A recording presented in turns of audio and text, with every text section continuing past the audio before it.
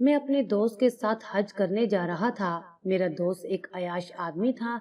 वो सूद का कारोबार करता था और अपनी खूबसूरत बीवी को छोड़कर बाजारी औरतों से दोस्ती रखता था। जब मैंने ये बात अपनी बीवी को बताई कि मैं इस साल हज पर जा रहा हूँ, तो वो कहने लगी, मुझे भी आपके साथ जाना है। मेरी बीवी बहुत इबादत गुजार थी, वो भी साथ जाना चाहती थी, पर मैंने उसे कहा कि मैं पहले चला जाता हूँ, फिर अल्लाह ने तौफीक दी तो तुम्हें भी अपने साथ ले जाऊंगा। खैर, मेरी बीवी चुप हो गई थी। मैं और मेरा दोस्त एयरपोर्ट पर थे। तब मेरा दोस्त अनवर अजीब सी बातें कर रहा था। कह रहा था कि हम जल्दी जल्दी वापस आ जाएंगे। फिर कहने लगा, लोग हज करने क्यों जाते हैं? मैंने कहा, एक इंसान का अल्लाह से रिश्ता बहुत ही अनमोल होता है। क्या वो उसका घर देखने नहीं जाएगा? वहां जाकर दुआएं कबूल होती हैं। तब वो कहने लगा, जो लोग यहाँ बैठकर दुआएं मांगते हैं, उनकी दुआएं कबूल नहीं होती क्या?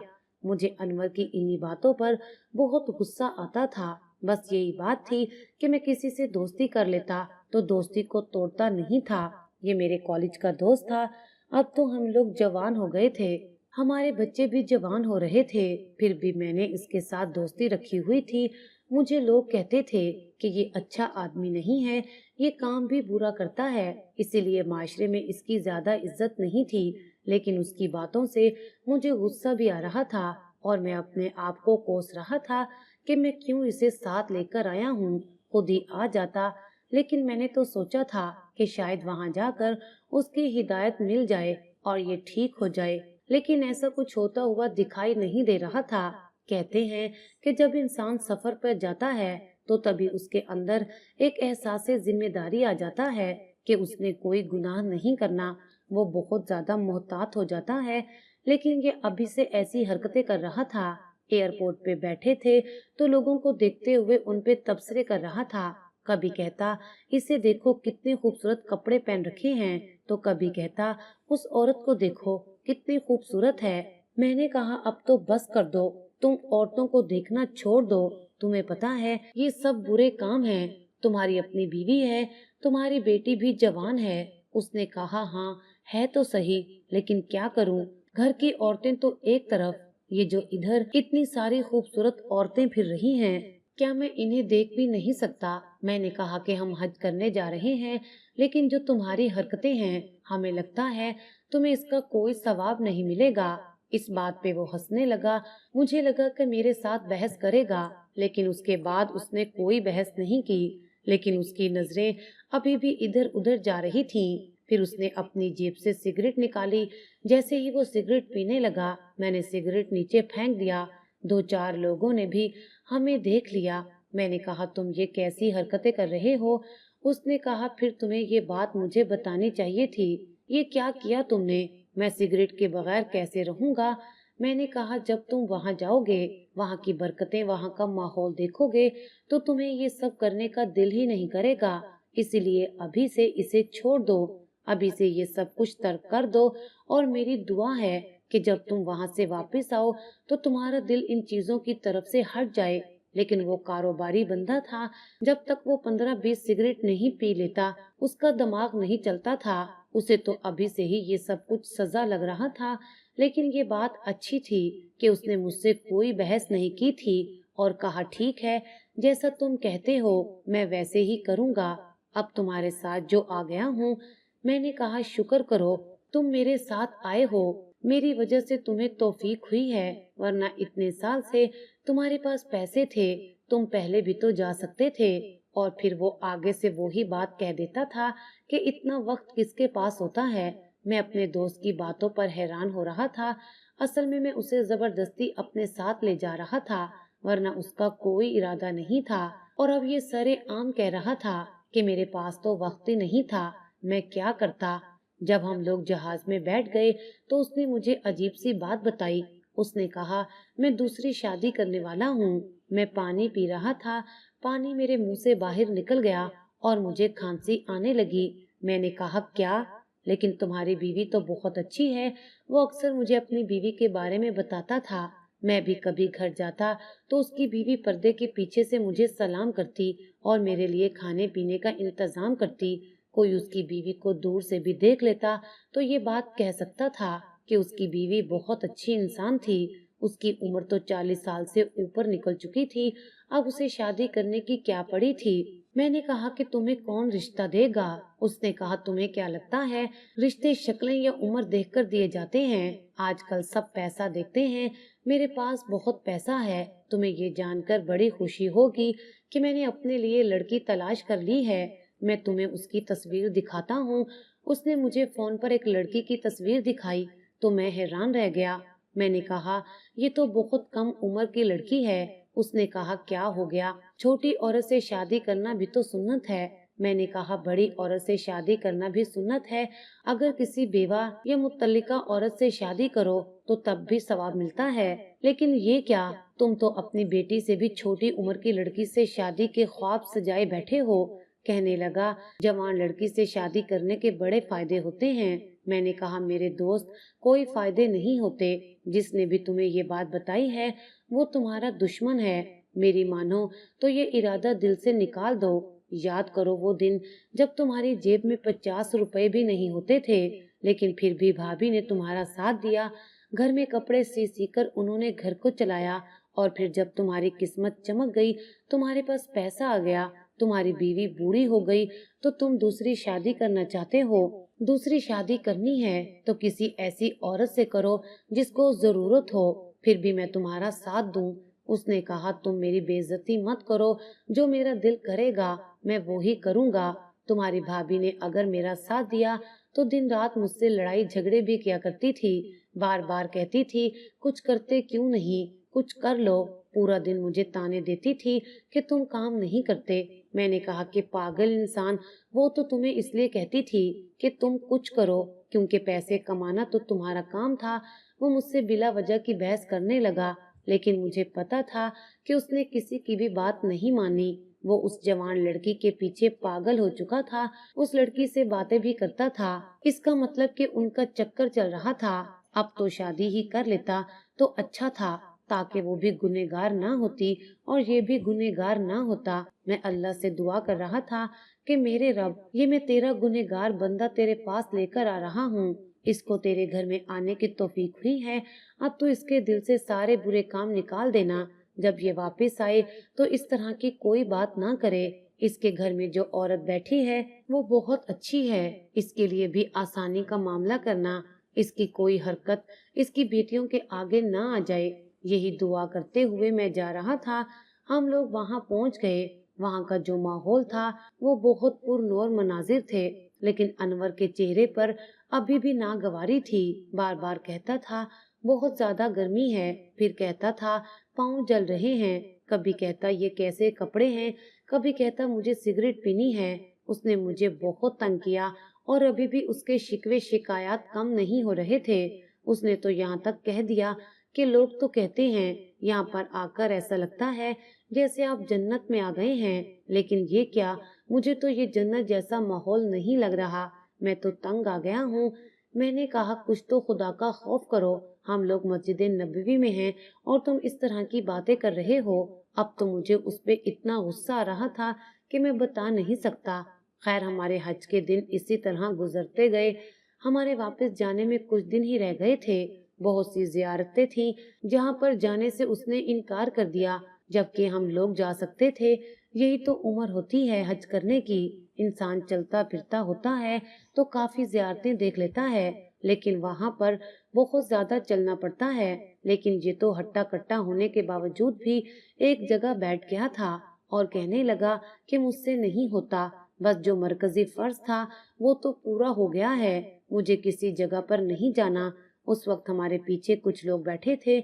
उन्होंने हमारी बातें सुन ली थी और मेरे दोस्त को बुरा भला कहने लगे थे। उन्होंने कहा, यहाँ आने के लिए लोग तरसते हैं और ये कैसा आदमी है जो यहाँ आके भी ऐसी बातें कर रहा है। मैं तो ये बात भूल ही गया था कि उसे बाकी लोग भी देख रहे थे। सबसे बड़ी बात यह है कि उसे अल्लाह भी तो देख रहा था। वो यहाँ हज करने आया था, अल्लाह के इतने करीब आ गया था, फिर भी उसकी जुबान ऐसे चल रही थी। खैर, जब हम लोग शैतान को कंकरियां मारने के लिए उस तरफ गए तो उसी वक्त अनवर की तबीयत खराब होने लगी। उसने अपने दिल पर हाथ रख लिया। मैंने कहा, क्या हुआ? कहने लगा, बहुत थक गया हूँ, बहुत गर्मी है। फिर उसने अजीब अजीब सी सांसें लेना शुरू कर दी, जैसे ये पूरी दुनिया का चक्कर काट कर आया हो। उसने हाँफना शुरू कर दिया, फिर अपने दिल पर हाथ रखकर जमीन पर गिर गया और उसने तड़पना शुरू कर दिया। मैं कुछ भी समझ नहीं पाया था कि उसके साथ क्या हो रहा है, क्योंकि उसे हार्ट अटैक तो नहीं आया था। हार्ट अटैक जब आए तो इंसान की ऐसी हालत नहीं होती जैसे मेरी दोस्त की थी। जब सब लोग उसकी तरफ मुतवज्जा हो गए थे, कोई उसके चेहरे पर पानी फेंक रहा था तो कोई मुझसे पूछ रहा था इसे दौरे तो नहीं पड़ते। लेकिन जहाँ तक मुझे पता था, अनवर को कोई मसला नहीं था। फिर उसके साथ ये क्या हो रहा था, वो बुरे तरीके से तड़प रहा था। उसके मुंह से झाग निकल रही थी और वो अजीब अजीब आवाजें निकाल रहा था। ऐसे लगता था जैसे मौत उसके सर पर आ गई हो। कुछ लोग ये भी कहने लगे कि इस सर जमीन पर मरना तो नसीब वालों के नसीब में होता है। मैं हैरान रह गया कि भला अब इसके मरने का वक्त ना हो। ये लोग कैसी बातें कर रहे हैं। बहुत जल्द ही इमदादी टीम वाले वहां पर पहुंच गए। एम्बुलेंस को भी बुला लिया गया था, लेकिन इससे पहले कि वो लोग मेरे दोस्त को उठाते, उसने एक अजीब सी बात कर दी। उसने हवा में हाथ जोड़े और कहा, मुझे माफ कर दो, मुझे माफ कर दो, मैं दोबारा ऐसा नहीं करूंगा। वो पता नहीं किससे माफी मांग रहा था। ऐसा लगता था कि हवा में किसी को देखकर माफी मांग रहा है। इमदादी टीम वाले उसे अस्पताल ले गए थे और फिर उसकी जान तो बच गई। वैसे भी हमारे जाने में कुछ दिन थे, हमारा काम मुकम्मल हो चुका था। मैंने सोचा था घर वालों के लिए थोड़ी बहुत शॉपिंग कर लूंगा, लेकिन अनवर की तबीयत की खराबी की वजह से मैं ये सब नहीं कर सका। लेकिन जब से वो ठीक हुआ था, कुछ बोल नहीं पा रहा था, कुछ भी नहीं बोल रहा था। मैंने उससे कहा कि तुम्हें मिर्गी के दौरे पड़ते हैं। उसने कहा कि नहीं, मुझे तो ऐसा कोई मसला नहीं है। मैंने कहा, फिर तुम्हारे साथ ये सब कुछ कैसे हो गया? तब उसने मुझे कोई जवाब ना दिया और कहा, बस मुझे जल्दी जल्दी वापस जाना है। वो वापसी पर जहाज में भी बहुत खामोश बैठा था, कुछ भी नहीं बोल रहा था। मुझे तो लगा था कि कुछ न कुछ कहेगा, लेकिन उसकी खामोशी कुछ अजीब सी थी। उसके साथ वहाँ क्या हुआ था, वो किसे देखकर माफिया मांग रहा था जब उसे मिर्गी का मसला नहीं था, और अब वो क्यों खामोश था, मुझे समझ नहीं आ रहा था। जब से वो ठीक हुआ था, वो तब से 5 वक्त की नमाज पढ़ रहा था और वो अल्लाह का जिक्र करता रहता था। उसे देखकर मुझे बहुत अजीब लग रहा था। ऐसा लगता था कोई बहुत बड़ी बात है जो वो मुझे बता नहीं रहा। हम लोग वापस अपने अपने घर आ गए और 1 हफ्ते के बाद मुझे जो खबर सुनने को मिली, उसे सुनते ही मेरे तो पांव तले से जमीन निकल गई थी। मैं तो सोच भी नहीं सकता था कि ऐसा भी हो सकता है। अनवर इतना बड़ा कदम कैसे उठा सकता था? वो तो कभी भी ऐसा इंसान नहीं था। मुझे पता चला कि उसने अपना सारा सूट का कारोबार खत्म कर दिया है। सिर्फ कपड़े की एक फैक्ट्री रह गई है जिसमें वो बैठकर काम करता है और सस्ते दामों कपड़े को आगे बेचता है। इतने सस्ते दामों बेच रहा था कि हर कोई उसी से कपड़ा खरीद रहा था। मैंने सोचा कि जाकर मिलाता हूँ। जब मैं अनवर के पास गया तो मैंने पूछा, ये सब तुमने क्या कर दिया है? इस तरह तो तुम्हें नुकसान होगा। उसने कहा, नहीं, मुझे नुकसान नहीं हो रहा, क्योंकि सब लोग मुझसे ही माल खरीद रहे हैं। तुम आए हो तो चलो घर चलते हैं, वहाँ खाना खाएंगे। जब हम घर में जाकर बैठे तो उसने अपनी बीवी को बड़े प्यार से कहा, बेगम खाना ले आओ, तुम्हारा भाई आया है। वो कभी भी उसको इतने प्यार से नहीं बुलाता था और मुझसे भी इतने अच्छे तरीके से पेश नहीं आता था। अभी भी उसके हाथ में तस्बीह और सर पर टोपी थी। उसकी बेटी आई, उसने मुझे सलाम किया और मुझे कहा, अंकल ये तो बिल्कुल बदल गए हैं, हमें तो हमेशा से ऐसे ही बाबा चाहिए थे। अनवर ने अपनी बेटी के सर पर हाथ रखा और वो मुस्कुराकर वहाँ से चली गई। मैंने अनवर से कहा, तुम तो दूसरी शादी करने वाले थे, अब क्या हो गया है? उसने कहा, तौबा करो यार, मैंने दूसरी शादी नहीं करनी। मेरी बीवी ने मेरा बहुत साथ दिया है। जब मेरे पास कुछ भी नहीं था, वो मुझे छोड़कर नहीं गई थी।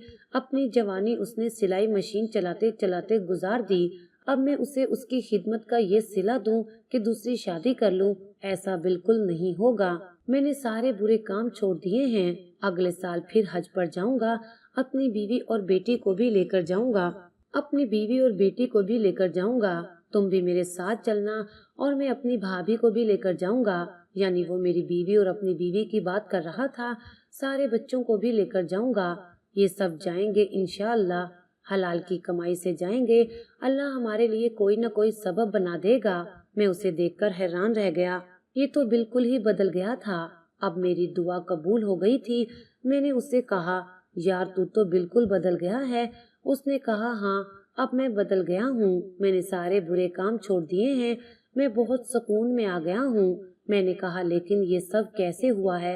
اور وہاں جو تیری طبیعت خراب ہوئی تھی وہ سب کیا تھا؟ میں نے دیکھا تھا کہ تو کسی سے معافی مانگ رہا تھا۔ میرے دوست نے ایک ٹھنڈی سانس لی اور کہا، مجھے تو ابھی بھی وہ سب یاد آتا ہے تو میں ڈر جاتا ہوں، مجھے ٹھنڈے پسینے آنے لگتے ہیں۔ بات ڈرنے کی نہیں تھی، لیکن میں غلطی پہ تھا، شاید اسی لیے میرے ساتھ وہ سب کچھ ہوا تھا۔ اس وقت میں نے دیکھا تھا کہ میرے سامنے ہوا میں خود ہی کھڑا ہوں، میں نے کسی قیدی جیسا لباس پہن رکھا ہے اور لوگ میرے سر پر پتھر مار رہے ہیں۔